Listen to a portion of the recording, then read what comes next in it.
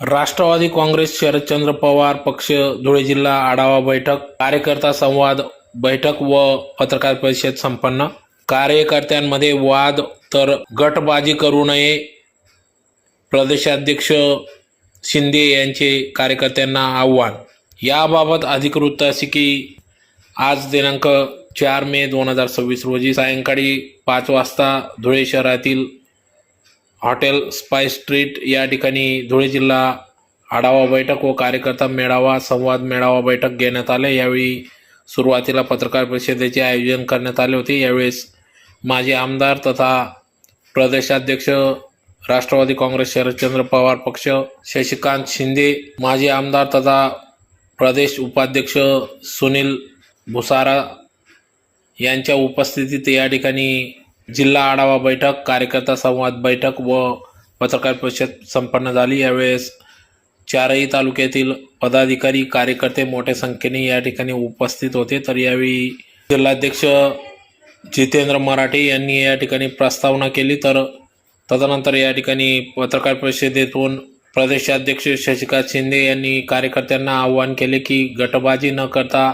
पक्षासाठी काम करावे व यावेळी सर्व कार्यकर्त्यांची ओळख करून देण्यात आली। तदनंतर या ठिकाणी शहराध्यक्ष, जिल्हाध्यक्ष विविध पदांच्या निवड प्रक्रिया पार पडणार असून त्या पार्श्वभूमीवर या ठिकाणी संवाद मेळावा पार पडला।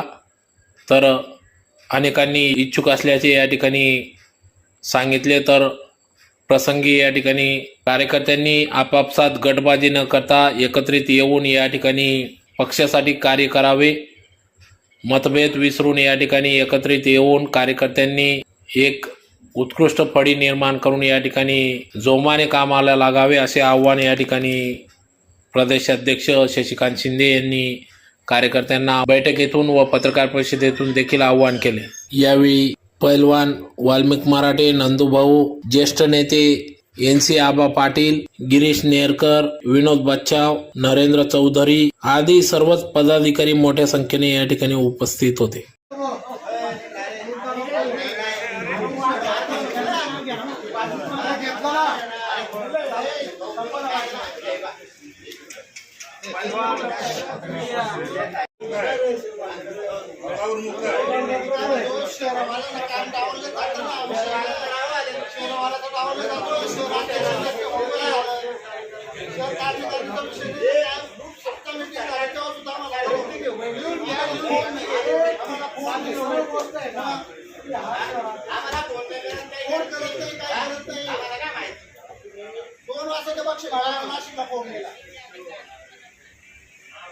आम्ही 20 वर्षापासून पक्ष सांभाळतो, काय काम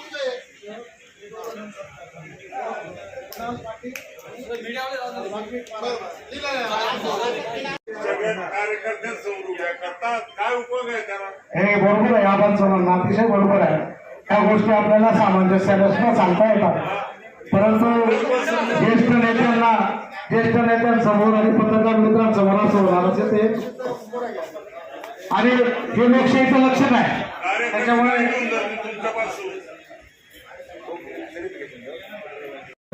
आदरणीय पवार साहेबांच्या विश्वासावर आजपर्यंत प्रामाणिकपणे या पक्षामध्ये पदाधिकारी म्हणून कार्य करतोय।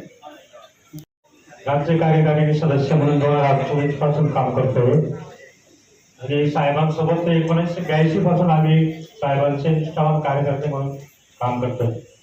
फादर प्रयत्न काही वेळा ही व्यथा मी भुजबळ साहेबांना सांगितली, चिंतूरमध्ये काय परिस्थिती, तुम्ही प्रदेश अध्यक्ष आहे, आबांना सांगितली, तुम्ही प्रदेश अध्यक्ष आहे, अरुणभाई गुजरातीला सांगितलं, आम्ही पाहतो असे 25 वर्ष का पण आजपर्यंत पक्षाचा कार्यकर्ता ते विचार करते आणि आजही शिरपूर तालुक्यामध्ये त्यांच्या विरोधात 1 लाख मतदानाची राष्ट्रवादी काँग्रेस पक्षात, पण अजून या पक्षाला कार्यकर्त्याला जर म्हणून पक्षाला कार्यकर्ता जर म्हणून काही सहकार्य मिळालं तर नक्कीच निघाले। आणि आज आमच्या तालुक्यामध्ये माझ्या अनुभवाप्रमाणे 6 सुद्धा पीठ नव्हते असे आमदार झालेले आणि जेव्हापासून याचा जन्म झाला वडे सुद्धा कितना लिहिला 200, 400, 500 भांडो म्हणून कुठल्याही ते नागरिकांचं काम करतो आणि परिस्थिती अशी आहे 80% लोकांना आमदाराची गरज पडते ते सोडून आपले कामं करतात पंचायत समितीमध्ये, जिल्हा परिषदमध्ये, तहसील ऑफिसमध्ये. याला पकडून आमदारामध्ये काम कोणाचं पडतं त्याचे 2 नंबर आहे. ते लोक आमदार तर 80% लोक जे आहेत ते निराधार आहे आणि ते आपले पक्षाचे. म्हणून सांगतो की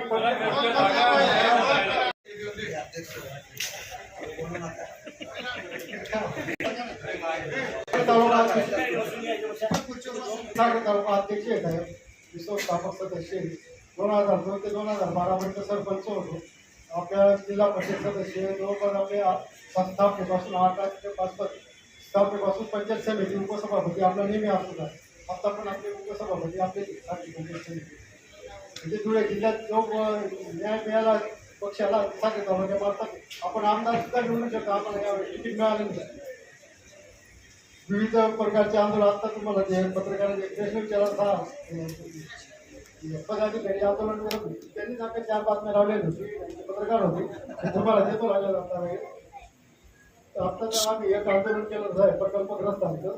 आपल्या आंदोलनात जिल्हा अधिकाऱ्यांनी घेतली. जवळपास 15 विभागाचे अधिकारी बोलून 27 तारखेला मीटिंग होती. त्याच्यात सगळे विषय घेऊन त्यांनी प्रश्न मार्गी लावले. नेहमी 2 महिन्याला 2 आंदोलन तरी आपले होते.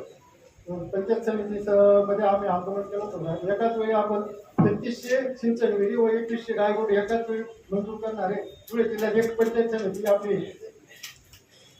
हे सर्व वेळोवेळी आंदोलन चालू असतं. तरी आपण पक्षाने जर आम्हाला बळ दिलं तर आम्ही आमदार निश्चित निवडू शकतो. धन्यवाद.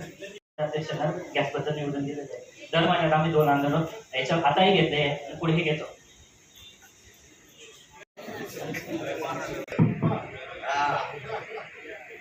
सभा त्या ठिकाणी लागली आणि लोकसभेमध्ये साहेब फक्त ही जागा काँग्रेस पक्षाला त्या ठिकाणी गेली आणि शोभाताई बच्छाव या खासदार म्हणून त्या ठिकाणी निवडून आल्या. त्या फक्त 3800 मतांनी साहेब या ठिकाणी निवडून आल्या आणि साहेब प्रामाणिकपणे धुळे ग्रामीणमधनं एवढे दिग्गज नेते व्यासपीठावर असताना साहेब राष्ट्रवादी काँग्रेस पक्षाची भूमिका साहेब आदरणीय पवार साहेबांचे विचार लोकांसमोर ठामपणे मांडण्याचं काम साहेब मी त्या व्यासपीठाच्या माध्यमातून त्या ठिकाणी केलं. याला साक्षीदार आमच्या महिला जिल्हाध्यक्ष काही देखील या ठिकाणी आहेत. पायाला फिरणे लावून साहेब आम्ही त्या ठिकाणी फिरलो पक्षाचा आदेश त्या ठिकाणी मानून. त्याच्यानंतर साहेब विधानसभा त्या ठिकाणी लागली. विधानसभेचं तिकीट देखील साहेब हे काँग्रेस पक्षालाच त्या ठिकाणी गेलं आणि काँग्रेस पक्षाला त्या ठिकाणी गेल्यानंतर दुर्दैवाने काँग्रेस पक्षाच्या त्या ठिकाणी शीट आपलं ते पराभूत साहेब त्या ठिकाणी झालं. त्यावेळेस देखील साहेब एकही सभा आम्ही कुठली सोडली नाही. दिवसाची रात्र केली साहेब.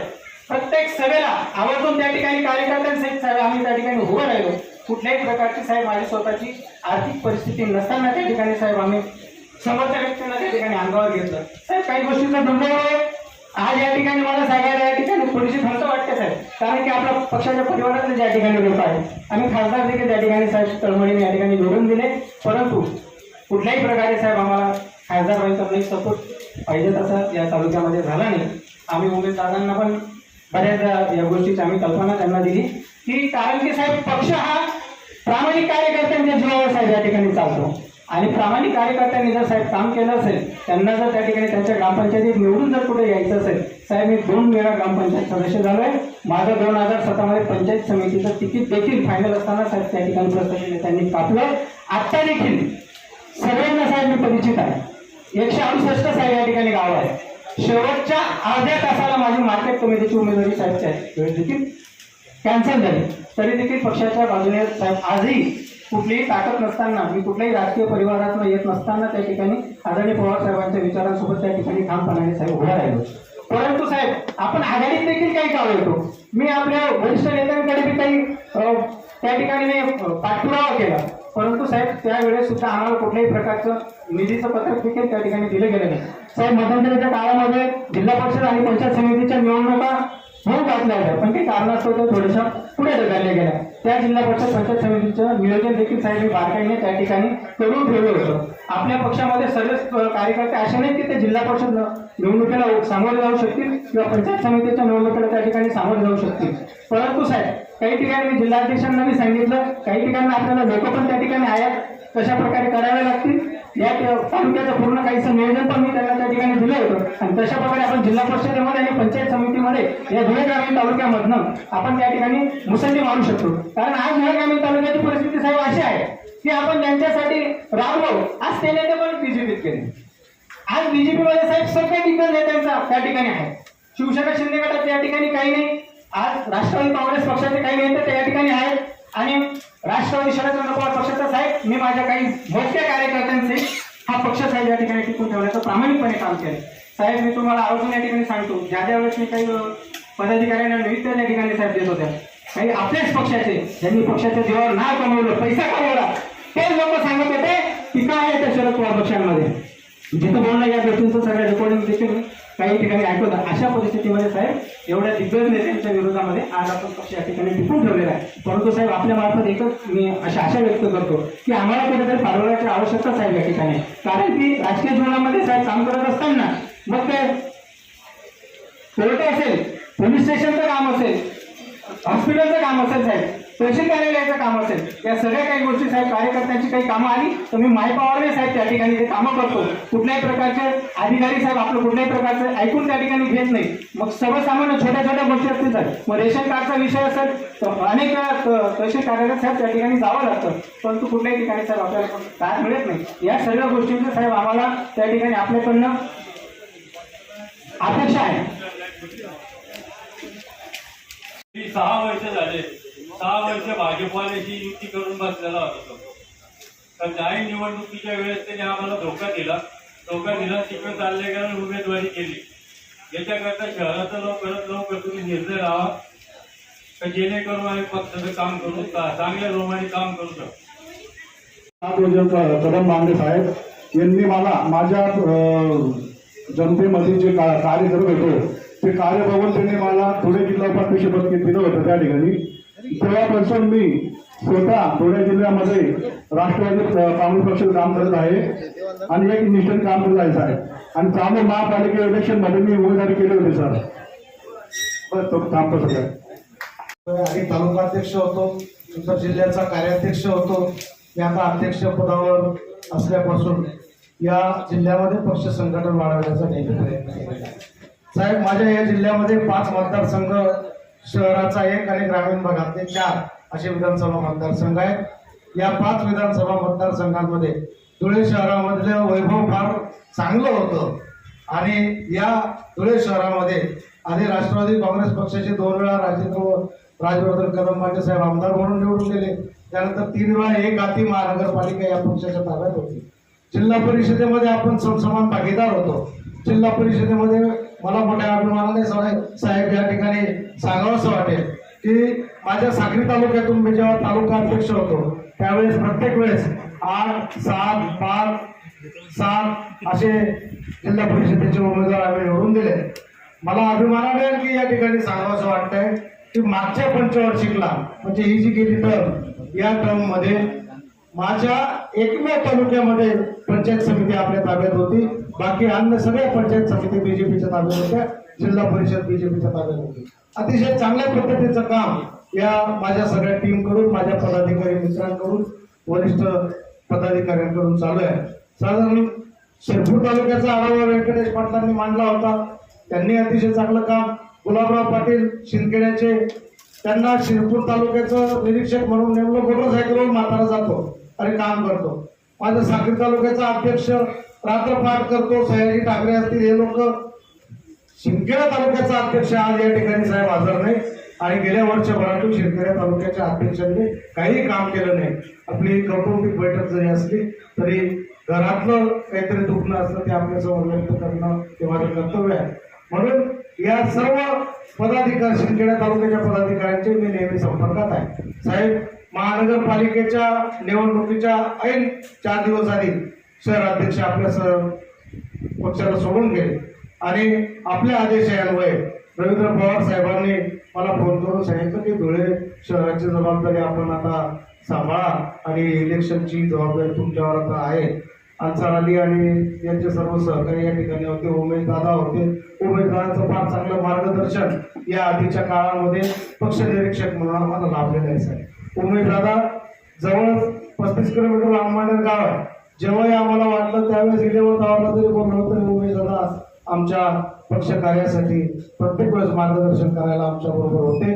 आताचे आमचे निरीक्षक दिलीप प्रोफेसर हे सुद्धा अतिशय वनवेळ व्यक्तिमत्व आहे आणि त्यांचे चांगलं मार्गदर्शन मला नेहमी मिळत असतं.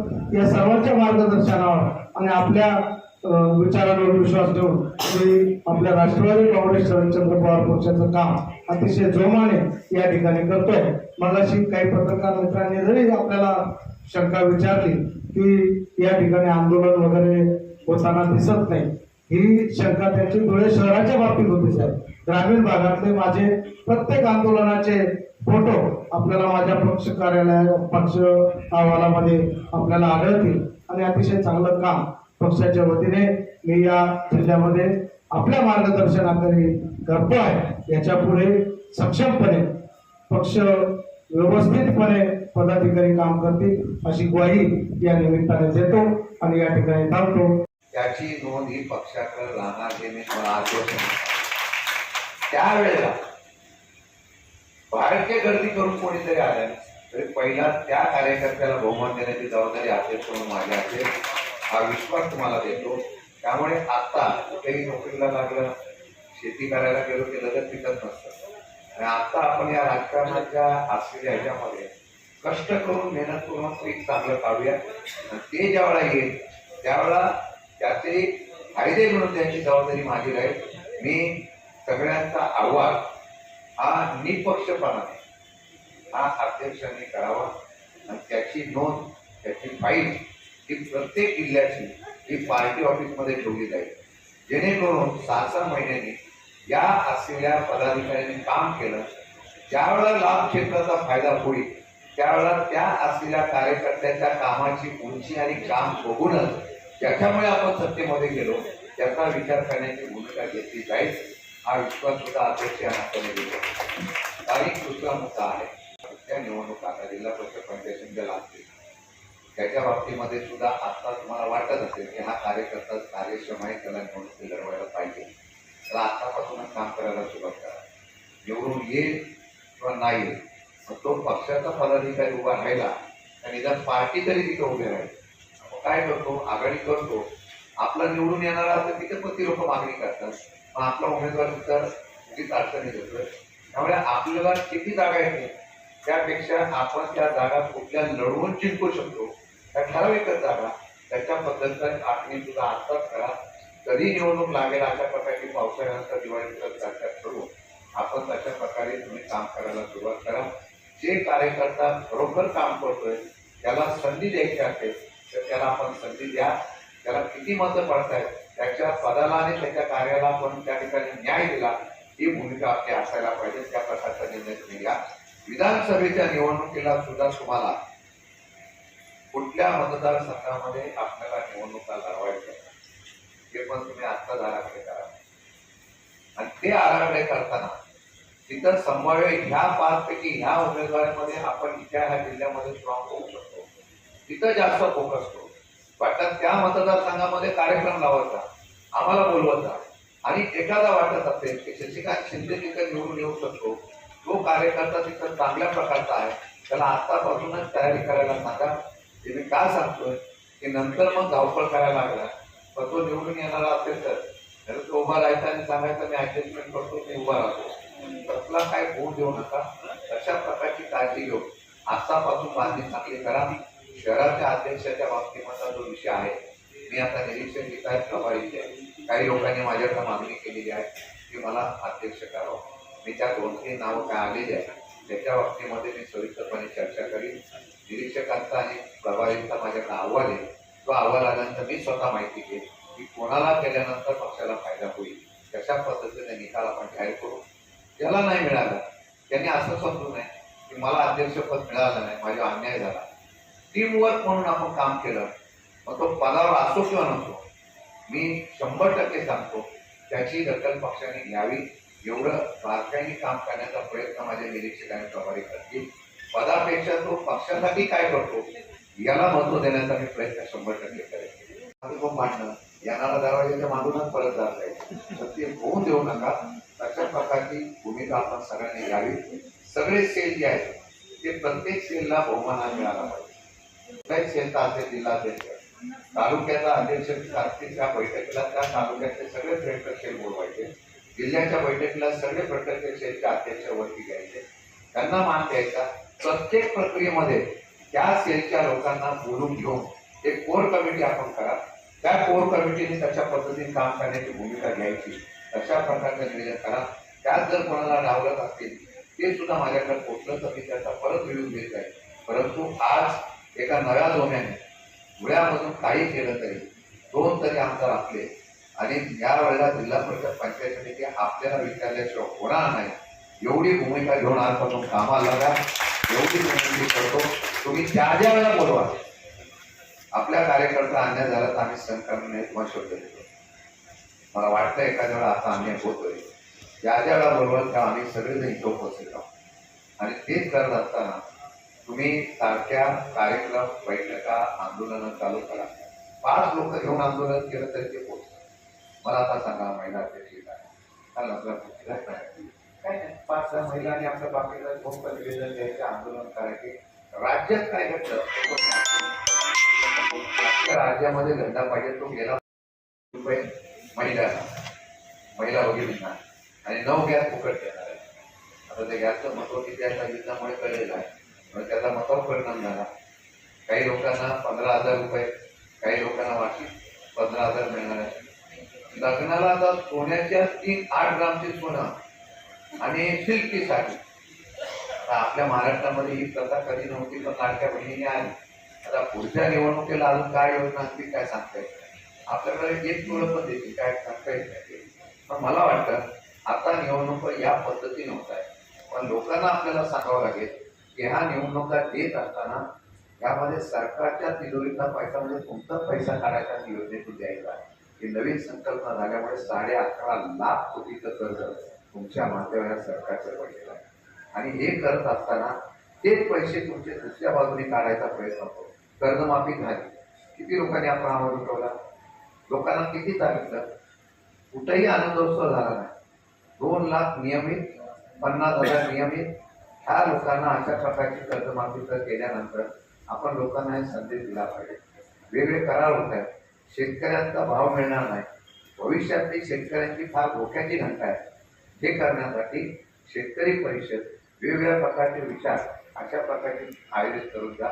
शेतकऱ्यामध्ये हँडबिल टाकून आपण पोहोचत जा की अशा पद्धतीने वेगवेगळ्या प्रकारची संकट आपल्यात आहेत. धर्मवाद वाढवलेला आहे. धर्मामध्ये अंतर करून राजकारण करण्याचा प्रयत्न केला जातो, आणि त्याचा फायदा आणि तोटा काय होतो याचा विचार आम्ही करत नाही. त्या सर्व गोष्टीतून जागृती करणं ही खरी काळाची गरज आहे. मला वाटतं मग वेगवेगळ्या प्रकारचे मुस्लिम मोहल्ला असेल, आमच्या मागासवर्गीय सामाजिक संघटनेच्या माध्यमातून मागासवर्गीयांच्या एकता वस्त्या असतील, मराठी वस्त्या असतील, सगळीकडे वेगवेगळ्या प्रकारच्या बैठका लावायच्या. आणि सध्याच्या परिस्थितीवर आपण प्रकाश धोर दिला, लोकांच्या मनामध्ये परिवर्तन करण्याचा प्रयत्न केला तर आपण 20% का होईना लोकांच्या मनामध्ये परिवर्तन करू शकतो. आणि एक चांगल्या प्रकारची भावना आपल्याकडं लोकांची पाहण्याची होऊ शकते. पण मी कार्यकर्त्यांना बळ देण्यासाठी, कार्यकर्त्यांना विश्वास देण्यासाठी आणि कार्यकर्त्यामध्ये उमेद जागृत करण्यासाठी आलेलो पवार आहे की काय करू शकतात हे देखील आजही देशाच्या राजकारण्यांना आपल्यामुळे मी आपल्याला विनंती करेन की त्या उमेदीवर, त्या चिठ्ठीवर उद्याच्या धोरणामध्ये मी पुढच्या वेळा जेव्हा येईल तेव्हा निरीक्षक, अध्यक्ष सगळे प्रणित असते आणि दोन्ही माझ्या नेत्यांना सांगेल. मी ज्यावेळा येईल त्यावेळेला मला अभिमानाने वाटलं पाहिजे की 46 डिग्रीमध्ये मी आल्यानंतर सुद्धा 100% उष्णतेने उभी राहिलेली पार्टी माझी उभी राहिली, एवढं मला सांगितलं. मी धुळ्याला आम्ही शब्द दिलाय, तुम्ही ज्यावेळा बोलवाल, आतापर्यंत आले नव्हते पण आता मी ठरवतोय प्रत्येक नेता, खासदार, आमदार आमचे जे आहेत त्यांना 2 महिन्यातून का होईना एक जिल्हा करण्याच्या बाबतीमध्ये आम्ही सूचना करणार आहोत. कारण पक्षाचा नेता आला तर तेवढा हुरूप लोकांना येतो. त्यामुळे तशा प्रकारचं नियोजन सुद्धा आदरणीय पवारसाहेबांच्या उपस्थितीमध्ये आपण करणार आहोत. 1 वर्षामध्ये सगळे नेते जिल्ह्यामध्ये तुमच्या येतील, तशा पद्धतीचे कार्यक्रम राबवतील. 10 जूनला आता आपला वर्धापन दिन आहे, कुठं करायचा आपण ठरवू, पण प्रत्येक जिल्ह्यामध्ये वर्धापन दिन साजरा करायचा आणि तशा प्रकारचा संदेश एकेका आपण द्यायचा. मी विश्वासाने जातोय, जेवढे आहेत एवढ्या एकावडे राहिले मावडे मावळे घेऊन आपण लढूया. ते मावळे घेऊन काय इतिहास करू शकतो कोणत्या सांगतात कधी कधी. मी जेव्हा आमदार मुख्यमंत्री बाहेर गेलो, सगळे आमदार गेले, 6 राहिले. 600 त्यांनी किती केली माहिती. आपण पण तशा पद्धतीने त्या नेत्याचा आदर्श म्हणून काम करूया. मला विश्वास आहे पुण्यातली जनता तुमच्या पाठीमागे. फक्त तिला आपलंसं करण्याचं तंत्र माझ्या कार्यकर्त्यांनी घ्यावं एवढी सूचना करतो आणि खात्री देतो. मी भाषण करायला फक्त आलेलो नाही, ताकद द्यायला आलेलो आहे. मी आत्मावून बघा, तुम्हाला पार्टी तुमच्या पाठीमागे राहतो. आश्वस्त रूपाने सांगतो.